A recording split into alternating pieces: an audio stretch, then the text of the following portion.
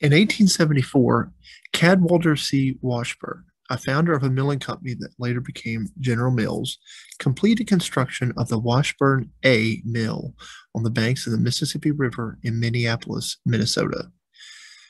4 years later, that mill exploded in a disaster that ended the life of 18 individuals and changed our understanding of mill safety forever. Welcome to the latest episode of Fiery Tales, the channel dedicated to the discussion of historic fires and the lessons we can still learn from them in the 21st century.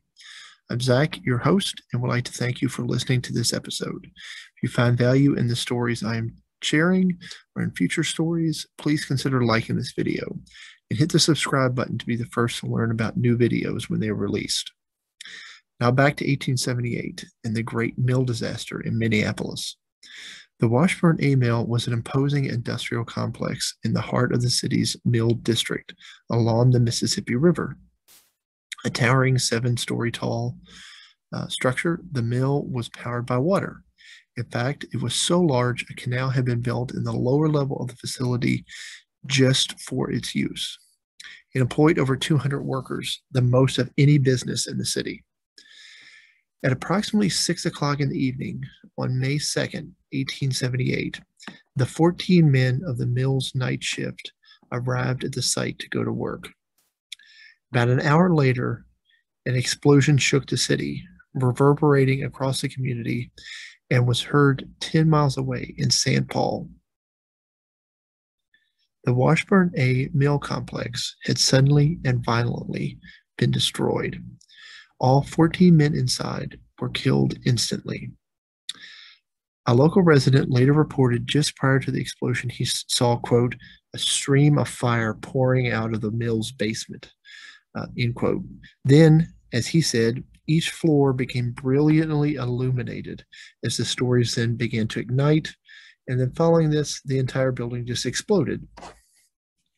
Almost immediately, the fire and the fueled by the explosion spread to the adjacent Diamond Mill and Humboldt Mills, which then quickly also exploded after catching fire.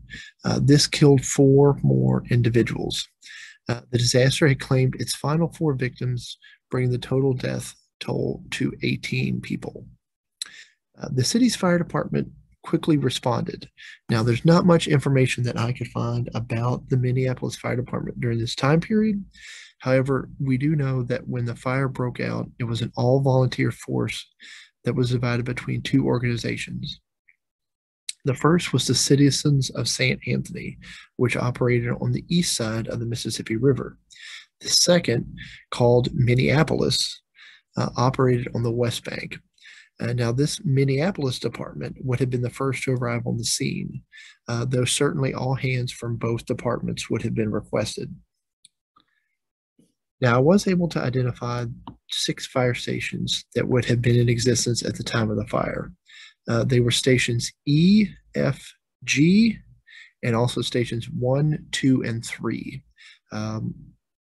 Station 1, which was located at what was then 259 6th Street, now Portland Avenue, would have been probably the closest to the incident. What the response looked like, what apparatus they had, isn't exactly clear online.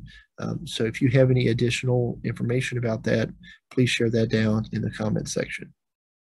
What we do know is the intense heat from the fire reportedly blocked the firefighter from accessing the scene. And it also noted, the newspapers also noted that the firefighters weren't able to have much of an impact on the fire itself at the original mill sites.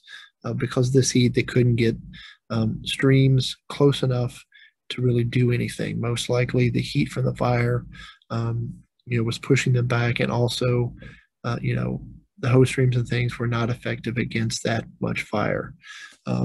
So to put it simply, the fire basically had to burn itself down to a point where the firefighters were able to access the scene and fully extinguish it. They were there most of the night, working hard, as the newspapers noted, and they were able to prevent the fire from spreading to other parts of the city.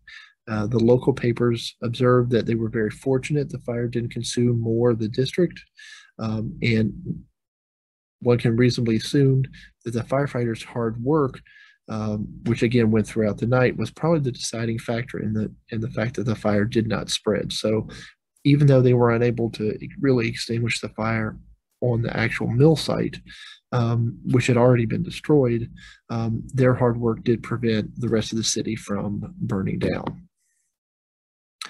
Now, the impact in the community was pretty dramatic. The Minneapolis Tribune newspaper called the explosion a calamity, noting, quote, in a twinkling of an eye, the great Washburn mill was leveled to the ground, end quote. It's estimated that the city's milling capacity, which was the largest in the country at the time, was reduced by between 1/3 and 1/2 of its capacity, just by the destruction of these three mills. Now, speculation soon abounded at the cause of the explosion. Some individuals claimed the fire was caused by an earthquake, or like there was nitroglycerin in a railroad car, there was a gas leak. Someone even suggested that decomposing water from the Mississippi River caused the explosion.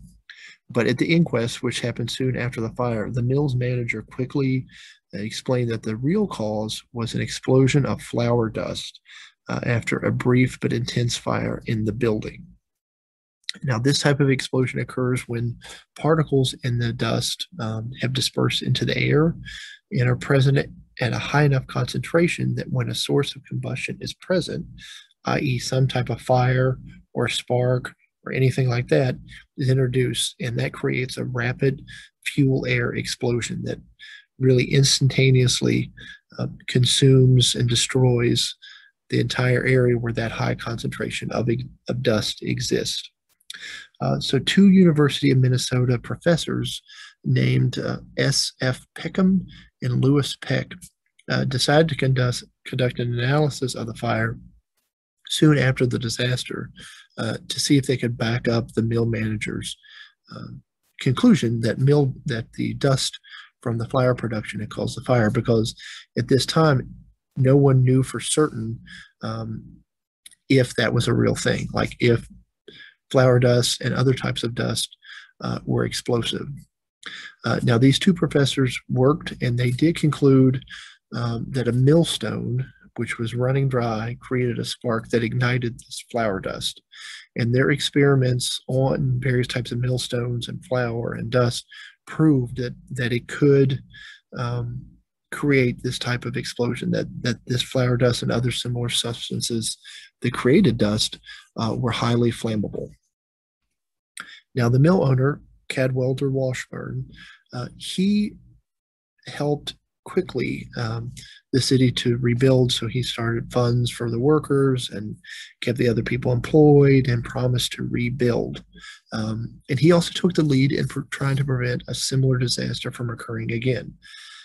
It's almost as soon as he announced his intention to build a new, bigger mill on the site, he contacted an engineer named William de la Barre. And he had de la Barre bring up this new system that he had developed to demonstrate. And this system was an exhaust system that was designed for mills to remove this dust. And as soon as he saw it, Washburn and his partners had de la Barre install the system in existing mills that they operated, and then also in the new mill that was being constructed.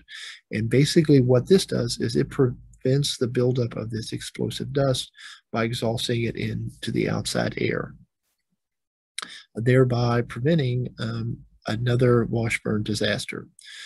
So by 1880, the new Washburn A mill, which had been rebuilt on the site, was operating with this new system and a whole bunch of other new safety features and manufacturing features in place.